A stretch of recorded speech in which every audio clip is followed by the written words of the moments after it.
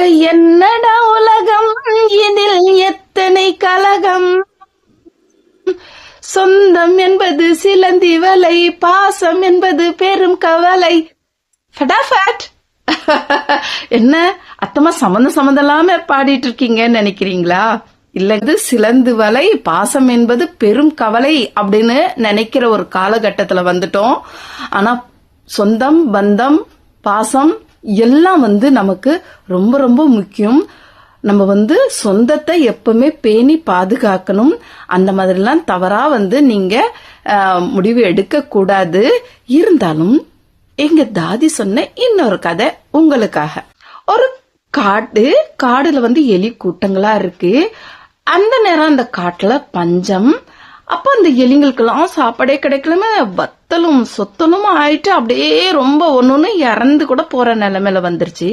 அப்ப அங்க இருந்த ஒரு பெரிய எலி, அதான் வயசான ஒரு எலி, தானியங்கள் எல்லாம் அது வாழ்நாள் முழுக்க சேர்த்து வச்சிருந்த தானியங்களை வச்சுட்டு இருந்துச்சு. அது என்ன பண்ணுச்சுன்னா, சரி எல்லாருக்கும் கொஞ்சம் கொஞ்சம் கொடுக்கலாம் அப்படின்னு எல்லாருக்கும் எடுத்து எடுத்து கொஞ்சம் கொஞ்சம் கொடுத்துச்சு. ஃபர்ஸ்ட் கொடுக்கும்போது, ஆஹா தாராள பிரபுவே, உன்ன மாதிரி எல்லாம் வருமா அப்படின்னு சொல்லிட்டு துதி பாடிட்டு வாங்கி சாப்பிட்டுச்சுங்க. இன்னும் கொஞ்ச நாள் போனோம்னா இது சரியில்லை அது சரியில்லைன்னு ஒரு நொட்டுங்க சொல்லுவாங்க இல்லையா, அந்த மாதிரி சொல்லி இருக்குங்க. அப்புறமா என்ன பண்ணுச்சுங்கன்னா, எல்லாமே எடுத்துட்டு இந்த பெரிய எலிக்கு தெரியாம எடுத்துட்டு போய் மறைச்சு வைக்க ஆரம்பிச்சிருக்குங்க. இன்னும் கொஞ்சம் நாள் போயிட்ட உடனே எவ்வளவுதான் கொடுக்கும், அதுகிட்ட இருந்தது எல்லாமே அந்த எலி கொடுத்துருச்சு. கேட்டுச்சாக்கா சொன்னிச்சு, என்கிட்ட இவ்வளவுதான் இருந்துச்சு முடிஞ்சிருச்சுன்னு. அவங்க நம்பவே இல்லை. இன்னும் நீ எங்க வச்சிருக்கேன்னு அதை போட்டு இது பண்ணணும். அது வயசான எலி இல்லையா, அது இறந்து போச்சு. சரிங்களா? இது எலி இறந்துருச்சு, அதுகிட்ட இருந்ததெல்லாம் கொடுத்துச்சு, இறந்துருச்சு. இதனால நமக்கு என்ன தெரியுதுன்னு சொல்லுங்க?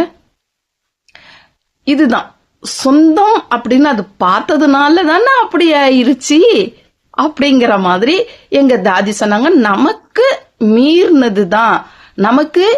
மீறினதுதான்றதுக்கு பதிலா அவங்க சொன்னது என்னன்னா, ஒரு வயசுக்கோ அவங்க செஞ்ச ஒரு செயலுக்கு யார் ஒருத்தங்க நன்றி வைக்காம இருக்காங்களோ அவங்கக்கிட்ட நம்ம தூரமாயிரணும்.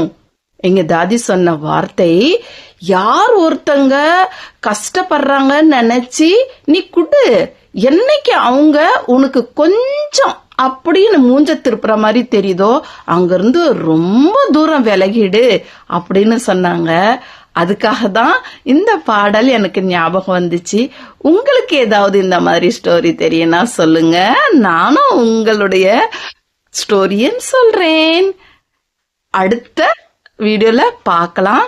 ஆல் பட்டன் கொடுத்து வச்சுக்கோங்க. கண்டிப்பா சப்ஸ்கிரைப் பண்ணுங்க, கமெண்ட் பண்ணுங்க. என்ன